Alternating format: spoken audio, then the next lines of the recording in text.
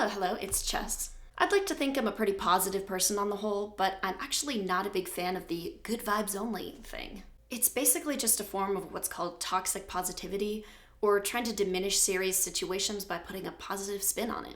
Someone will say it when you try to vocalize anything that they can't emotionally deal with. Yeah, and he cheated on me. I don't know how to deal with this. Ooh, you're gonna have to get that negative energy out of here. This is a good vibes only zone. That kind of stuff.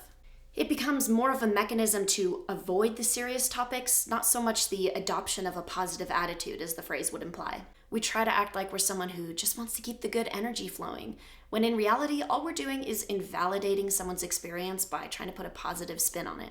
When we try and put positive spins on painful emotions, we deny, minimize, and invalidate real emotional experiences. This can exist in interactions with others or even in self-talk. Plus, change rarely happens in the good vibes zone. It takes becoming scared, upset, and disgruntled to take steps towards changing what isn't working. Also, the world can be a cruel and chaotic place, and sometimes we just don't get explanations for why things happen. When terrible things happen to us and we try to search for meaning or steer towards the positive of it all, we don't allow ourselves that space to be sad and just sit in our grief. Searching for reasons as to why things occur can drive us mad because sometimes we just won't get any explanation. Toxic positivity also subtly encourages shame.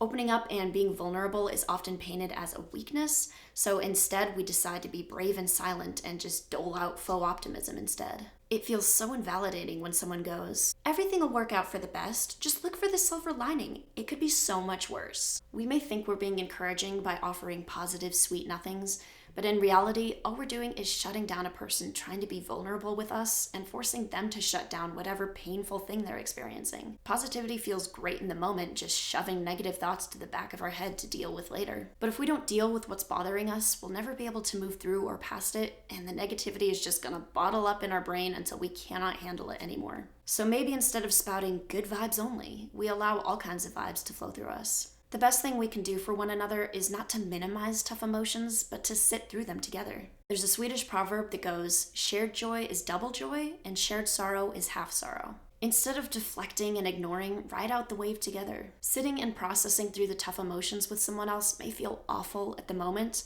but the maturity you'll gain and the bond you'll form are priceless. It can be a tough balance not to let negativity consume you. But if we sit in and experience our feelings, we're able to face and move through them, not ignore and deflect them. Thank you for being here. Don't forget to like and subscribe and wear a mask in public, and I will see you when I see you.